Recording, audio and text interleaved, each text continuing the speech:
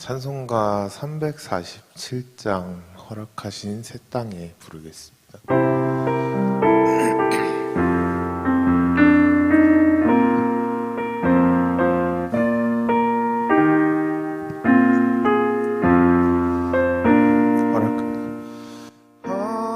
허락하신 새 땅에 들어가려면 마음의 준비 다하여 힘써 일하세. 여호수아 본바다 앞으로 가세. 우리 거할 처소는 주님 품일세. 시험 환난 당해도 낙심 말고서 맘의 걱정 버리고 힘써 일하세. 여호수아 본바다 앞으로 가세. 우리 거할 처소는 주님 품일세. 앞서 가신 예수님 바라보면서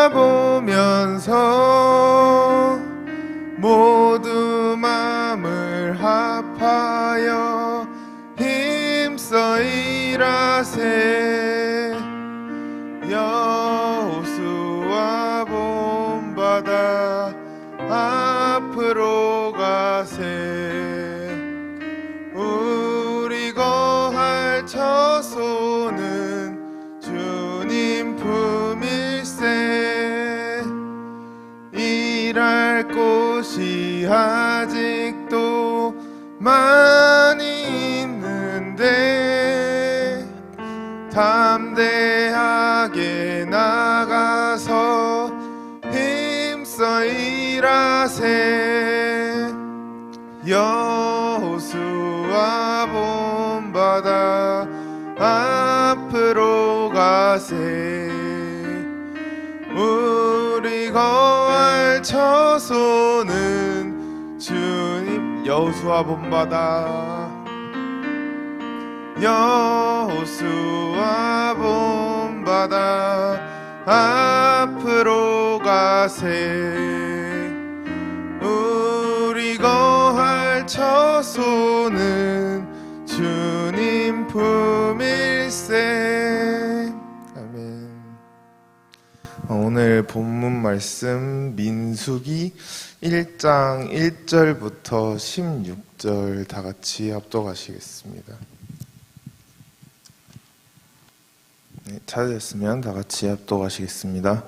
이스라엘 자손이 애굽 땅에서 나온 후 둘째 해 둘째 달 첫째 날에 여호와께서 시내 광야 회막에서 모세에게 말씀하여 이르시되 너희는 이스라엘 자손의 모든 회중 각 남자의 수들 그들의 종족과 조상의 가문에 따라 그 명수대로 계수할지니 이스라엘 중 20세 이상으로 싸움에 나갈 만한 모든 자를 너와 아론은 그 진영별로 계수하되 각 지파의 각 조상의 가문에 우두머리 한 사람씩을 너희와 함께 하게 하라.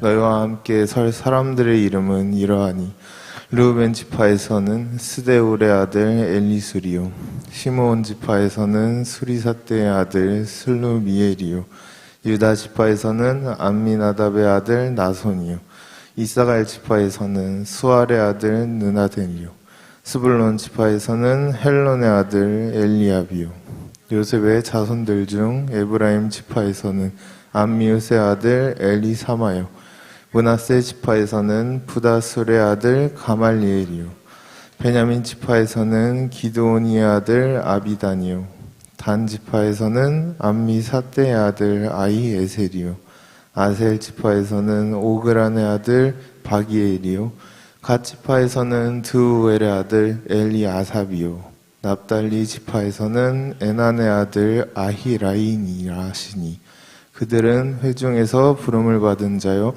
그 조상 지파의 지휘관으로서 이스라엘 종족들의 우두머리라. 아멘.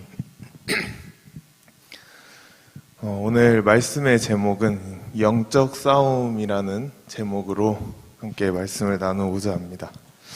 우리는 한 인생을 이렇게 살아가면서 또 이 세상을 살아갈 때 여러 가지의 상황들을 마주하게 됩니다. 기쁜 일이 있을 수도 있고 또 슬픈 일도 있을 수도 있고 또 심지어 서로 간에 싸우는 일도 있을 수가 있습니다. 우리는 살면서 이 싸움 또 뭐 다툼 이러한 것들을 우리가 뭐 원하든지 또 원치 않던지 간에 무조건 한 번씩은 겪게 되어 있습니다. 싸움을 원하는 사람은 그 사람에겐 좀 문제가 있는 사람이겠지만 싸움이 불가피한 상황은 누구나 살면서 오기가 마련입니다. 그러한 싸움들을 보면 종류가 몇 가지들이 있습니다. 실제로 뭐 주먹으로 서로 치고받는 이런 육체적 싸움이 있습니다.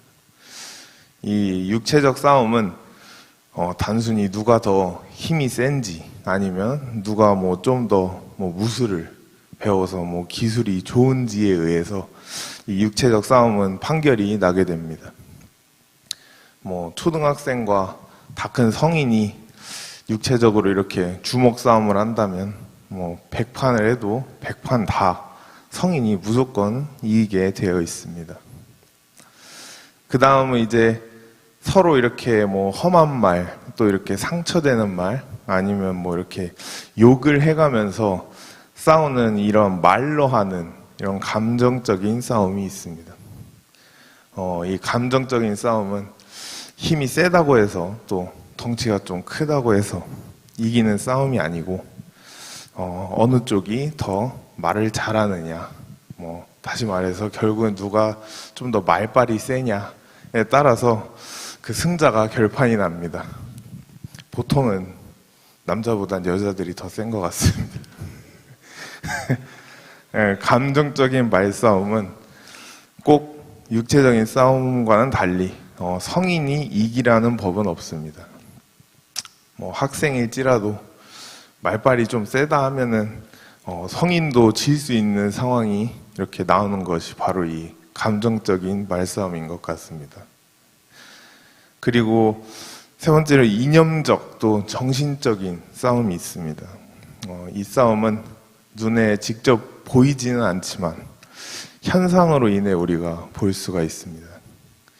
예를 들면 자유민주주의와 공산주의와의 싸움, 또 대한민국을 사랑하는 사람들과 이 주사파들과의 이런 이념적인 싸움, 이러한 싸움들을 눈에 보이진 않지만 오히려 앞에 눈에 보이는 이러한 싸움들보다도 훨씬 더 무섭고 또 모든 사람들에게 영향을 끼치게 되는 그러한 싸움입니다.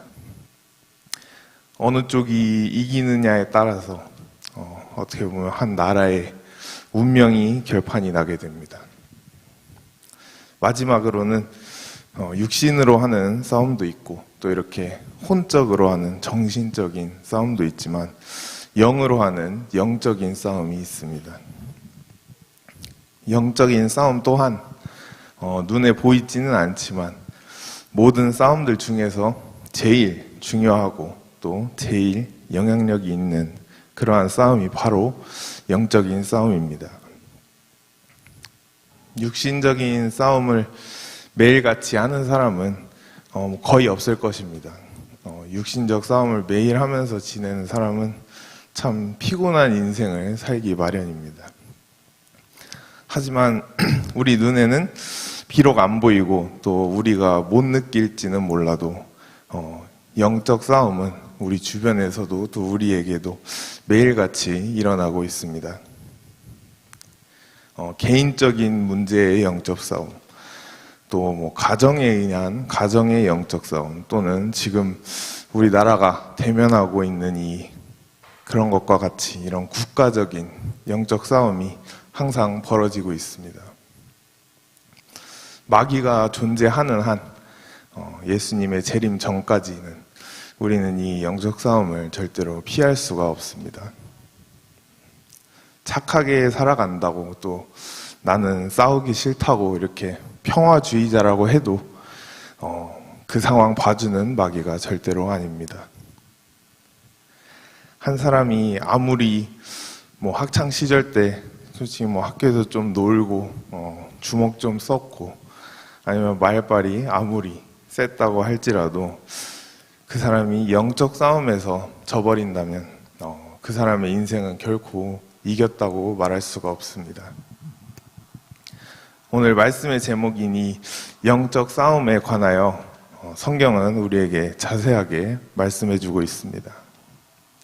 오늘 우리가 읽는 이 성경은 총 66권으로 되어 있습니다. 다른 책들과도 마찬가지로 성경에 나와 있는 이 66권의 책들은 전부 다 각자의 나름대로의 의미를 가지고 있습니다.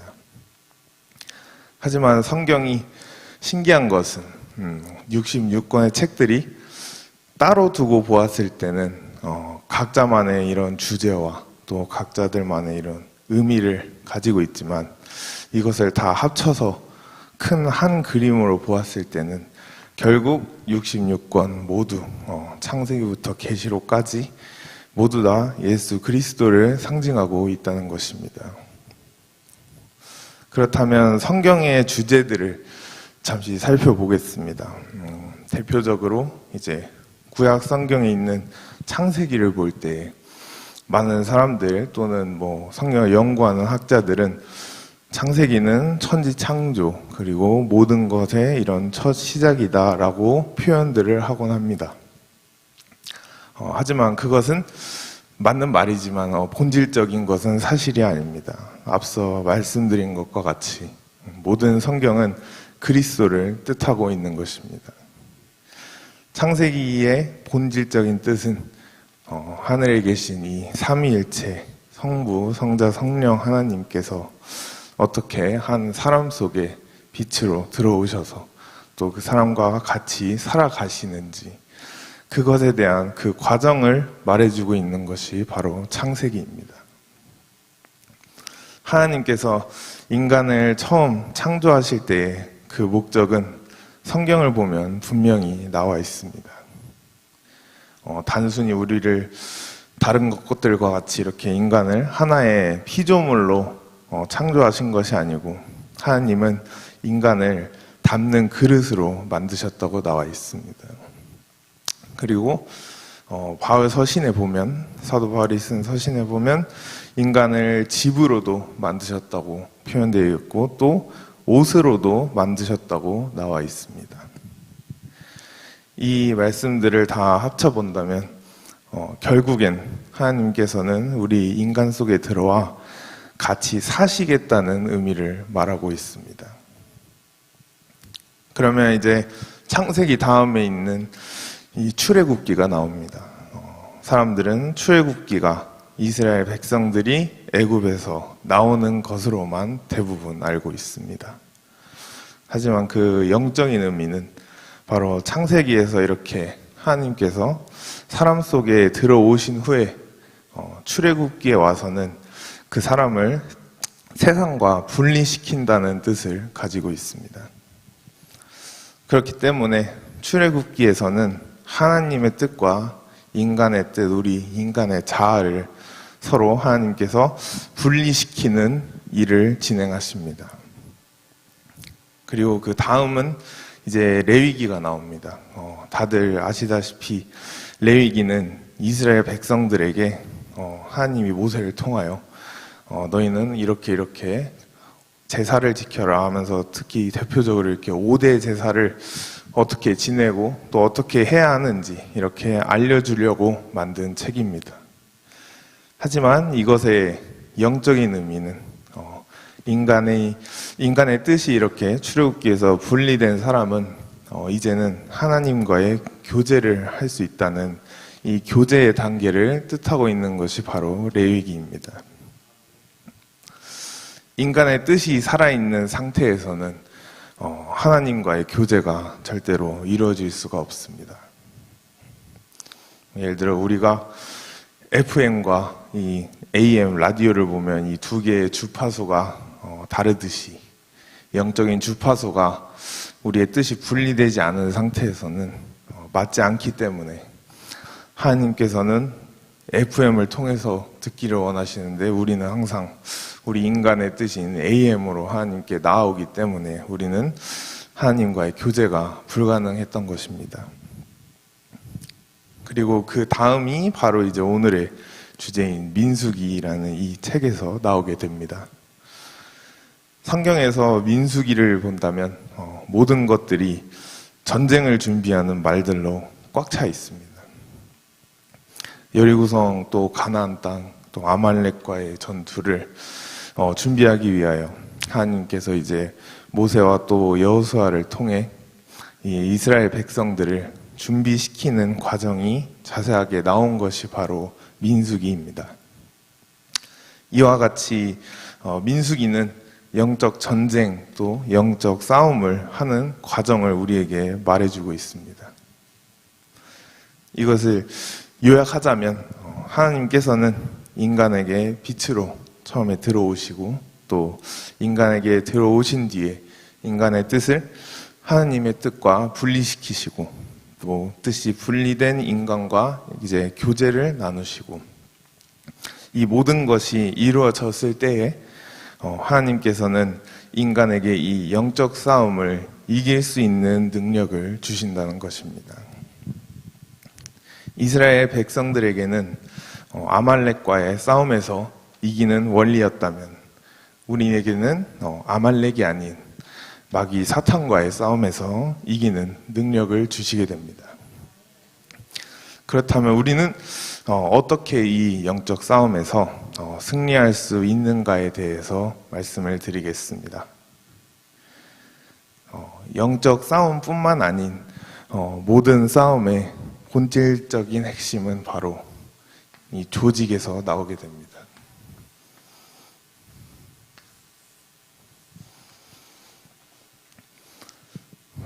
모든 싸움의 이 본질적인 핵심은 바로 이 조직을 이루는 것에서부터 시작합니다. 여러분들 중에 영적 싸움에서 이기기를 원하시는 분들이 계십니까? 그렇다면 조직 안으로 들어가십시오. 싸움은 개인이 하는 것이 아닌 조직으로 하는 것입니다. 우리나라도 그렇고 모든 나라에 군대라는 것이 왜 존재합니까? 거대한 이런 하나의 조직을 바탕으로 군대라는 조직을 바탕으로 다른 나라들의 침략을 또 막고 맞서 싸우려고 있는 것이 바로 군대의 역할입니다. 모세가 여호수아와 이스라엘 백성들에게 제일 먼저 한 말이 조직하라라는 명령이었습니다. 10부장, 100부장, 또 1000부장, 10,000부장 이런 조직이 우선 돼야지 그 위에 다른 일들도 할 수 있기 때문에 모세는 이스라엘 백성들을 이 조직을 만들어서 그 속으로 집어넣었습니다. 또한 이스라엘 사람들이 계속해서 자식들을 또 낳는 것이 그때 당시에는 이런 육신의 조직을 더 탄탄하고 또 견고하게 만들 수 있는 유일한 방법이었습니다.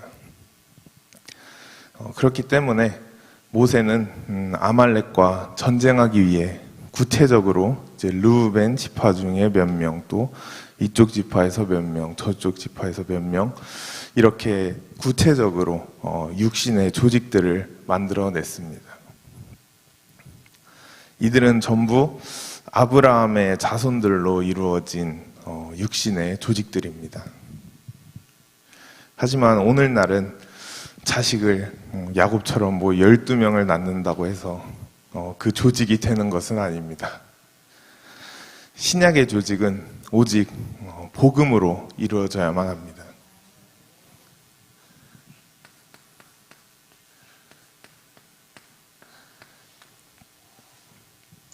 사도 바울 또한 사람들에게 여러 번 말하기를 내가 복음으로 너희를 낳았다라고 말씀하고 있습니다. 그래서 영적 싸움에서 이기기 원하시는 사람은 군대나 뭐 이렇게 대기업 뭐 이러한 조직들을 찾는 것이 아닌 바로 복음의 조직에 바로 줄을 서야 하는 것입니다. 이 조직에 줄을 서지 않고서는 절대로 이 영적 싸움을 이길 수가 없습니다. 싸움은 개인전이 아닌 단체전입니다. 스포츠를 봐도 그 세계관을 봐도 개인이 뛰어나서 막 뭐 올림픽에 나가서 금메달을 따고 우승하는 스포츠들이 있고 또 팀이 이루어져서 단체로 이기는 스포츠가 있습니다.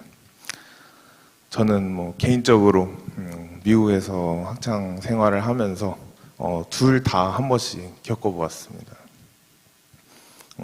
개인 스포츠, 단체 스포츠 둘 다 자기들만의 장단점이 분명하게 있는 것을 저는 느꼈습니다. 하지만 한 가지 확실한 것은 둘 다 해보고 나니까 단체전으로 이루어져 있는 스포츠가 개인적으로는 훨씬 더 어렵다고 느꼈습니다. 저는 고등학교 생활을 하면서 이제 미국에서 레슬링과 또 위식축구 팀에서 들어가서 운동을 했었습니다.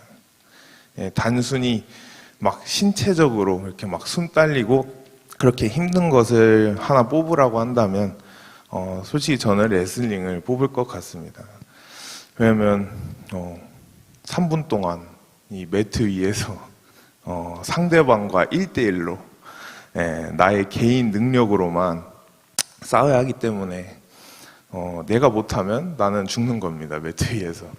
다른 사람 탓할 수도 없고 내가 못하면 그냥 나는 질 수밖에 없는 그러한 상황을 마주하게 됩니다. 하지만 다른 스포츠인 제가 했던 위식축구는 한국에서 이 축구와 똑같이 11명이 11대 11로 하는 단체 스포츠입니다. 물론 그 팀 안에서 개인 기량이 좀 개인적인 능력이 이렇게 뛰어난 선수들은 당연히 이렇게 몇 명 있을지 몰라도 그 선수들로만 가지고서는 절대로 한 경기를 이길 수가 없습니다. 개인 기량이 뛰어난 선수들이 이렇게 멋있게 다 제치고 막 이렇게 달려간다고 할지라도 그 선수가 그렇게 제끼고 달려갈 수 있는 상황을 만들어주는 것이 다른 팀원들의 역할이기 때문에 누구 하나 더 잘난 것 없이 모두가 같이 노력하는 그러한 팀 스포츠입니다. 지금 말하고 있는 제가 바로 그 역할을 담당하는 주장이었습니다. 막 날렵하고 뭐 여기 나영원 형제나 또 유빈 간사처럼 발 빠른 막 우리 팀의 뭐 그 스타를 위해서 앞에서 몸을 던져가며 밀면서 이렇게 길을 터주는 그러한 역할을 해왔었습니다. 이거는 스포츠뿐만 아닌 이렇게 세상적인 기업들을 볼 때에도 우리는 쉽게 알 수가 있습니다. 여러분이 이제 좋아하시는 특히 여성분들이 아주 좋아하시는 미국의 이 아이폰 애플을 보면 그냥 애플 이 APPL2로 그 이름이 끝나는 것이 아닌 보셨을지 모르겠지만 항상 그 뒤에 INC하고 점 딱 찍혀 있는 애플 그거 인코퍼레이션이라고 하는데 INC하고 점이라는 단어가 항상 이렇게 따라다니는 걸 볼 수가 있습니다. 그 단어는 막 직역으로 한국말로 이렇게 번역을 한다면은 이제 법인을 뜻하고 있는 거고 또 애플과 같이 이렇게 세계적인 대기업들의 공통적인 특징은 바로 그 기업이 한 사람의 것이 아닌 여러 사람들의 것이라는 것입니다. 중소기업 같은 경우는 그냥 뭐 내가 돈 주고 내가 세웠으면 내가 사장이고 또 내 마음대로 다 할 수 있지만 대기업이 되었을 때는 대기업의 이 주식을 이렇게 상장하면서 또 나의 지분을 나누어주는 대신에 나의 이 브랜드 파워가, 이 브랜드 가치가 동시에 훨씬 강해지는 그러한 이득이 생기게 됩니다. 개인이 회사를 다 가지고 있을 때는 그 회사는 절대로 세계적인 회사가 될 수는 없습니다. 하지만 사람을 모으고 또 내 회사 밑으로 이렇게 사람들을 조직함으로 인해 그 회사는 이제 세계적인 기업이 될 수가 있는 것입니다. 이와 같이 모든 것이 개인이 아닌 팀과 조직이 있을 때 우리는 승리를 할 수가 있습니다. 신약시대에 살아가는 우리는 복음의 조직 안에 견고히 줄을 서야만 한다고 제가 말씀을 드렸습니다. 교회 안에서 이렇게 목사님 혼자만 이렇게 잘나셔가지고 막 설교만 잘한다고 되는 것도 아니고, 또는 장로님이나 권사님들이 뭐 돈 좀 많이 벌었다고 헌금만 많이 한다고 되는 것도 아니고, 또 밑에 평신도 성도님들께서 막 그냥 봉사랑 헌신만 잘한다고 해서 또 되는 것도 아닙니다. 교회는 모든 지체가 서로 힘을 합쳐서 모두가 각자 위치에서 자기의 역할을 감당해야만이 승리를 할 수가 있는 것입니다. 이것은 교회뿐만이 아닙니다. 하나님께서 우리 인간에게 주신, 우리 인간에게 살게 하신 3대 공동체인 가정에서도 이 복음 위에 서 있어야 하고, 또 모든 것에 가정에서도 서 있어야 하고, 또 국가적으로도 우리는 이 복음 위에 서 있을 때 모든 것을 승리할 수 있게 되는 것입니다. 하지만 이 원리를 잘 모르는 사람들은 개인전으로 어떻게 자신이 조금 힘쓰면 어떻게든 되겠지라는 생각을 하다가 참혹하고 또 비참한 결과를 맞이하게 됩니다. 이렇게 정광훈 목사님께서 몸을 이렇게 아끼지 않으면서 이렇게 전국을 매일같이 순회하고 다니는 이유가 무엇을 하고자 하는 것 같습니까? 결국은 조직을 하려고 하는 것입니다. 1000만 조직을 그 목표로 두고 매일같이 하고 계십니다. 여러분들도 이미 다 아시다시피 대한민국은 이미 이 잘못된 약간 정교조 교육과 또 정치인들 또 이렇게 주사파들에 의해서 이런 공산주의에 대하여 별 특별한 반응을 보이지 않는 사람들이 너무나도 많습니다. 하지만 사실은 대한민국은 너무나 위태로운 시기에 있고 너무 많은 사람들이 거짓에 이미 속아 넘어갔기 때문에 그 사람들을 다시 깨우치려면 아무리 한 사람이 뭐 밖에서 외치고 이렇게 한다 할지라도 그렇게 개인전으로 펼쳐서는 절대로 안 되는 것입니다. 한 교회만 나선다고 해서 국가가 바뀌고 모든 사람이 돌아올 것이라고 한다면 이미 돌아왔을 것입니다. 왜냐하면 사랑제일교회 하나로도 그랬으면은 이미 대한민국이 다 돌아왔어야 하는데 사실은 그렇지가 않습니다. 하지만 그것이 아니고 우리는 개인이 안 되는 것을 알기 때문에 조직으로 맞서야 하기 때문에 지금 우리는 이렇게 매일같이 1000만 조직을 해나가고 있는 것입니다. 이것을 모르는 사람들은 이제 속히 세상 사람들은 막 교회가 막 정치에 끼어들고 이제 뭐 참여한다라고 막 이렇게 비판하는 사람들이 있지만 그것 또한 거짓말에 속았기 때문에 그런 말을 하는 것이고, 또 정교 분리의 원칙을 제대로 알지 못하기 때문에 그 말을 하는 것입니다. 정치인들이 가만히 둬도 알아서 잘 한다면은 교회가 이렇게 힘들게 굳이 나설 이유도 없겠지만 그렇지 않기 때문에 마지막 저지선인 이 교회가 일어나는 것입니다. 8.15 날, 이제 다음 주 월요일 8월 15일 날 광화문 광장에 모여서 이 1000만 조직이 완성되는 순간 우리는 모든 싸움을 이길 수 있는 줄 믿습니다. 우리가 이렇게 이 땅에서 복음으로 조직된다면 우리에게는 조직에 따른 이 혜택이 오게 됩니다. 첫째로는 이제 앞서 말씀드린 것처럼 우리는 마귀를 이길 수가 있습니다.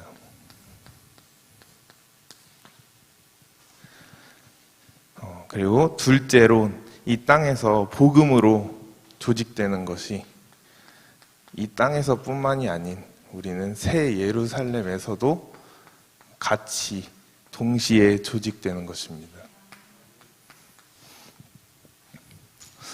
교회는 비록 이 땅에 이렇게 건물로서 있지만 이 교회의 뿌리는 결국은 앞으로 다가올 우리가 죽어서 갈 그 새 예루살렘을 향해 있다는 것입니다. 그리고 셋째로는 세상에 있는 조직들과는 다르게 이 복음의 조직에는 성령이 흐르게 됩니다.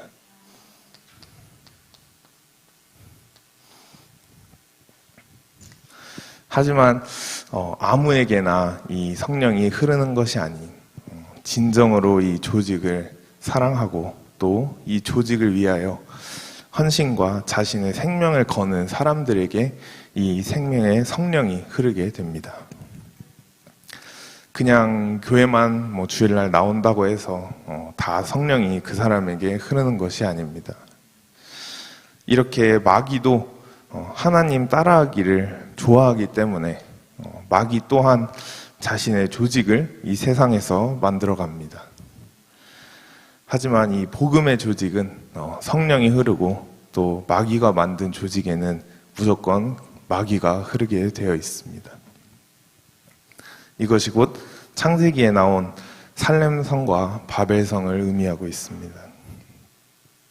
이 살렘성과 바벨성은 창세기에만 있었던 것이 아니고 요한계시록까지 이 성들의 이름이 쭉 이어지다가 거기에서 이제 무너졌도다 큰 성 바벨론이여라는 말씀이 나온 것처럼 이 세상의 성들은 무너지고 살렘성은 주님이 오셔서 이제 새 예루살렘 성으로 영원히 가게 되어 있습니다.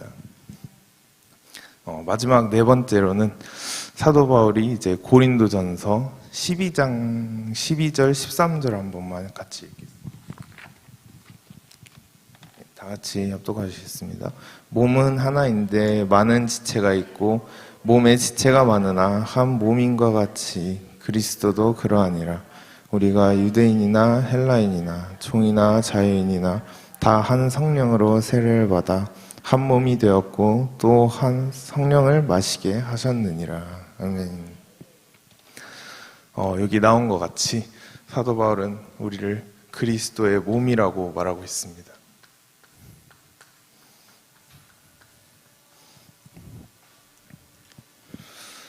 교회는 곧 그리스도의 몸입니다.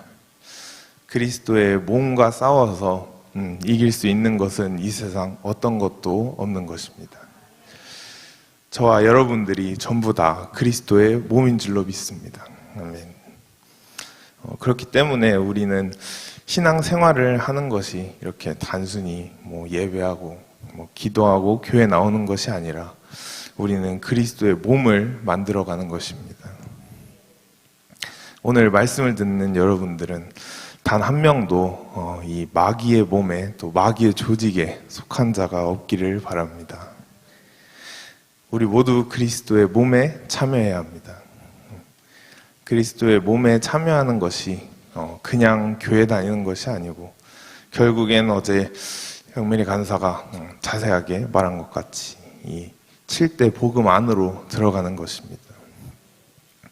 예수님에 대한 이 7가지 사실들, 탄생, 예수님의 탄생, 그리고 고난당하신 것, 또 우리를 위하여 십자가에 죽으신 것, 또 하늘 보좌로 승천하신 것, 또 앞으로 다시 이 땅에 재림하실 것, 또 이 땅에 재림하셔서 이제 천년 왕국을 이루시는 이 7가지 사실을 믿는 것만이 그리스도의 몸에 참여하는 것입니다.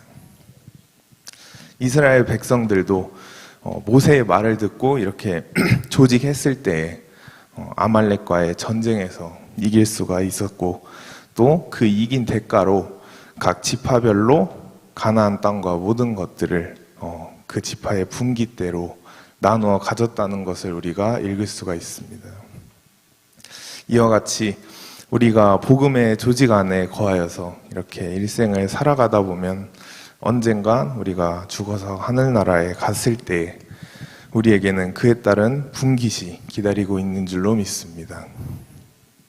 그 분깃을 가지려면 이 땅에서 그에 따른 삶을 살아가야만이 우리에게 그 분깃이 주어지는 것입니다. 아무것도 안 한 사람에게 인간도 당연히 아무것도 해주고 싶지 않지만 하나님께서도 아무 일도 안 하다가 하늘나라 온 사람에게는 그에 따른 분깃은 없는 것입니다. 말씀을 마치겠습니다. 이제 오늘 저와 여러분들은 영적 싸움을 이길 수 있는 원리를 이제 알게 되었습니다. 그것은 다른 것이 아닌 복음의 조직 안에 온전히 속하는 것입니다. 교회뿐만이 아닌 가정과 국가 또한 이 복음의 조직 안에 들어가 있어야만 승리를 할 수 있기 때문에 저와 여러분들은 이제 8.15 때 이 광화문 광장에 나와서 잘못된 이 나라를 바로 세우는 일을 감당하는 줄로 믿습니다. 앞으로 살아가면서 남은 시간 동안에 개인이 아닌 조직으로, 팀으로 항상 승리하시는 삶을 사시기를 축복합니다. 아멘. 찬양 한 곡 하겠습니다.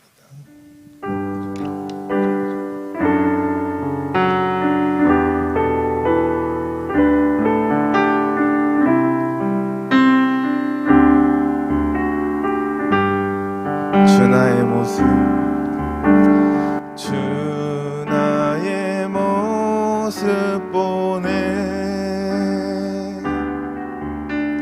상한 나의 맘 보시네. 주 나의 눈물 안에 홀로 울던 마음 아시네. 주 나의 모습 보네. 주 나의 모습 보네. 상한 나의 맘 보시네. 주 나의 눈물 안에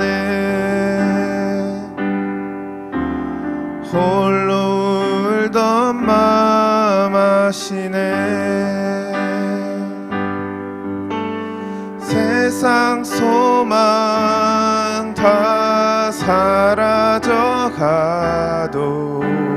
주의 사랑은 끝이 없으니 살아가는 이 모든 순간이 주 은혜임을 나는 2절 하겠습니다. 주 사랑 내게 있네. 그 사랑이 날 채우네. 주 은혜 내게 있네. 그 은혜로 날 세우네. 주 사랑, 주 사랑 내게 있네. 그 사랑이 날 채우네. 주 은혜 내게 있네. 그 은혜로 날 세우네. 세상 소망 다 사라져가도 주의 사랑은 끝이 없으니 살아가는 이 모든 순간이 주 은혜임을 나는 마지막으로 세상 소망 다 사라져가도 주의 주의 사랑은 끝이 없으니 살아가는 이 모든 순간